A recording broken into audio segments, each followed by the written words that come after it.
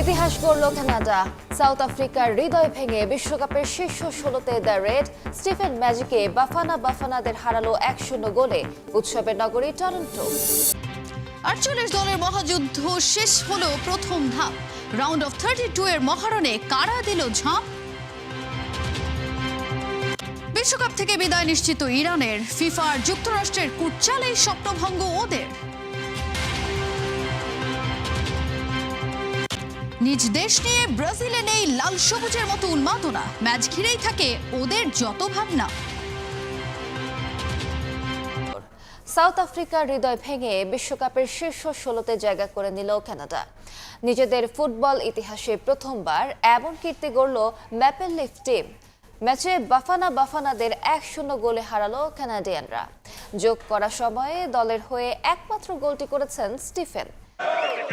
Los Angeles স্টেডিয়ামে বিশ্বকাপের প্রথম নকআউট ম্যাচটা হলো একেবারে পয়সা উসুল। শেষ মুহূর্ত পর্যন্ত আক্রমণ আর পাল্টা আক্রমণের সঙ্গে এক ঝাঁক ভুলে ভরা ম্যাচটা প্রাণ ভরে উপভোগ করলেন দর্শকরা। আর যোগ করার সময়ে স্টিফেন ম্যাজিকে উৎসবের জোয়ারে ভাসল কানাডা। ম্যাচের বয়স যখন ৯১ মিনিট, তখন অতিরিক্ত ৩০ মিনিটের অপেক্ষা ছিল দুই দলের ডাগ আউট। নতুন করে কৌশল সাজানোর জন্য মনস্থির করে ফেলেছিলেন কোচিং স্টাফরাও। ঠিক তখনই দৃশ্যপটে হাজির হয়ে যান স্টিফেন। সাউথ আফ্রিকার ডিফেন্ডারের হাফ ক্লিয়ার করা বলটা পেয়ে যান বক্সের ঠিক বাইরে। এরপর বুলেট গতির বাঁকানো শট সহজেই বোকা বানিয়ে দেন উইলিয়ামসকে। নিষ্প্রাণ ম্যাচটা প্রাণ ফিরে পায় এক মুহূর্তে। আনন্দে ফেটে পড়ে কানাডা। সমর্থকদের বাঁধ ভাঙা উল্লাস চলে পুরোটা সময়। এরপর একটা গোলের জন্য মরিয়া হয়ে ওঠে আফ্রিকানরা, কিন্তু রেফারির বাড়িয়ে দেয়া ১ মিনিটেও কাজের কাজটা করতে পারেননি তারা। ম্যাচ শেষ হয় সাউথ আফ্রিকার হৃদয় ভেঙে। আর নিজেদের ইতিহাসে প্রথমবার বিশ্বকাপের শীর্ষ ১৬র মঞ্চে জায়গা করে নেয় ম্যাপল লিফ টিম। এর আগে পুরো ম্যাচটা ছিল কানাডিয়ান ফরওয়ার্ডদের সঙ্গে আফ্রিকান গোলরক্ষকের অসম লড়াই। পুরো ম্যাচে ১২টা শটের ৭টাই ছিল অন টার্গেট, কিন্তু ৬টা রুখে দিলেও একটা পারেননি উইলিয়ামস। অধিকাংশ সময় বল দখলে রেখে কাউন্টার অ্যাটাক ফুটবল খেলে সাউথ আফ্রিকা, কিন্তু সব চেষ্টা শেষ হয়ে যায় ৯১তম মিনিটে। বিশ্বকাপে নিজের প্রথম গোলটি দিয়েই কানাডাকে ইতিহাসের পাতায় তুলে নিলেন মেজর লিগ সকারের স্টিফেন। হাই ভোল্টেজ ম্যাচকে সামনে রেখে টেক্সাসের হিউস্টনে এসে পৌঁছল সমর্থকদের ভালোবাসায় সিক্ত হন ব্রাজিলিয়ান ফুটবলাররা। প্রিয় তারকাদের এক নজর দেখতে প্রিয় দলের জার্সি গায়ে জড়িয়ে চলে আসেন তারা। এ সময় হিউস্টনের তীব্র গরম আর দীর্ঘ অপেক্ষাকেও পরোয়া করেননি শত শত প্রবাসী সেলেসাও সমর্থক। ফুটবলাররাও খালি হাতে ফিরিয়ে দেননি তাদের। কেউ দিয়েছেন অটোগ্রাফ আর কেউ তুলেছেন ছবি।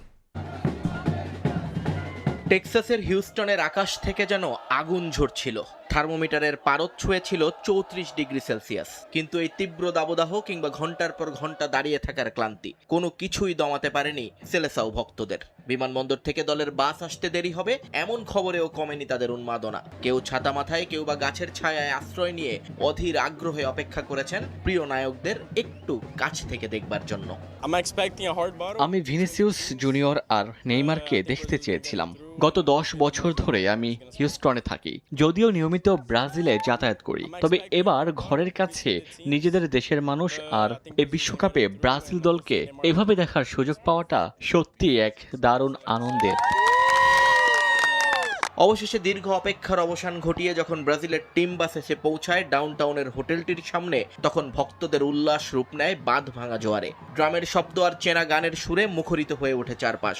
ভক্তদের এই ভালোবাসা উপেক্ষা করতে পারেননি ফুটবলাররাও। বাস থেকে নেমে সমর্থকদের আবদার মেটাতে এগিয়ে যান নেইমার এবং ভিনিসিয়াসের মতো তারকারা। অটোগ্রাফ দেওয়া আর সেলফি তোলার এই সুযোগ যেন ভক্তদের অপেক্ষার সব কষ্ট এক নিমিষেই ভুলিয়ে দেয়।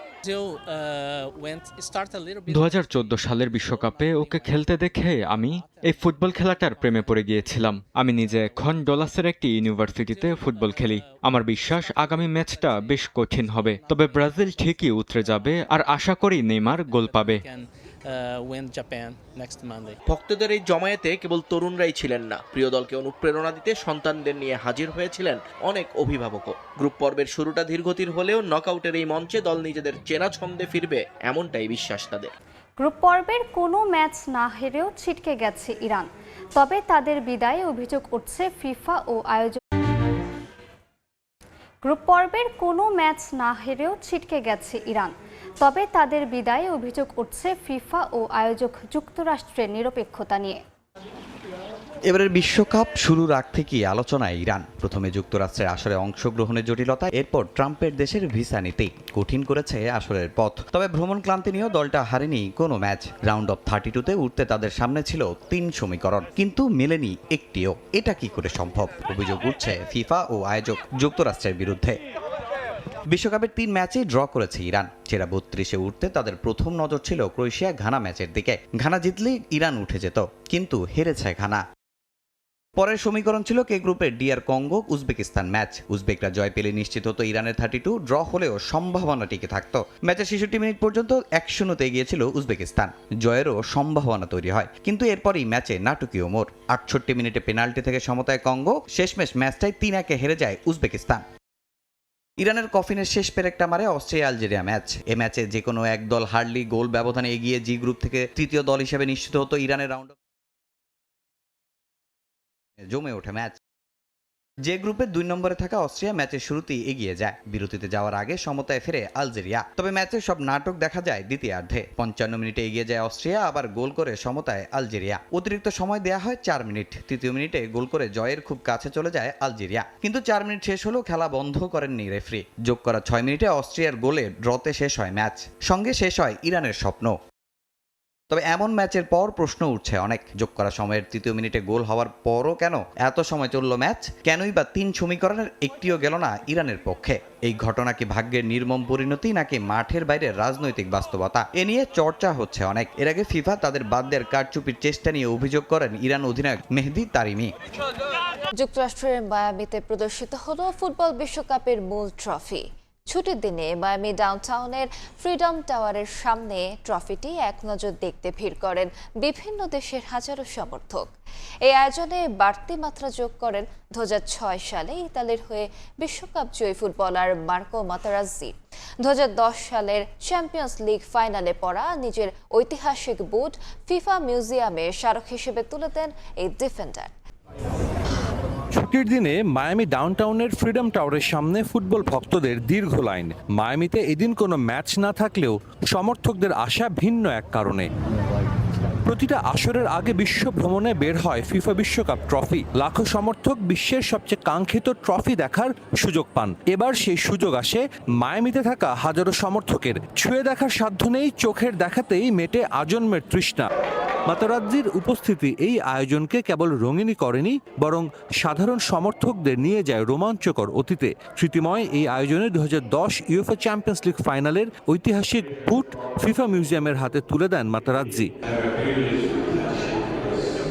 আমার জীবনের সবচেয়ে স্মরণীয় মুহূর্ত ছিল বিশ্বকাপ জয়। এখনো সেই স্মৃতি আমাকে আনন্দ দেয়। এবারের বিশ্বকাপ দারুণ হচ্ছে, তবে কে জিতবে সেটা বলা কঠিন। যারা দল হয়ে খেলবে তাদের হাতেই উঠবে বিশ্বকাপ ট্রফি। হাই ভোল্টেজ ম্যাচে আজ রাত 11টায় মাঠে নামবে চিরপ্রতিদ্বন্দ্বী ব্রাজিল ও জাপান।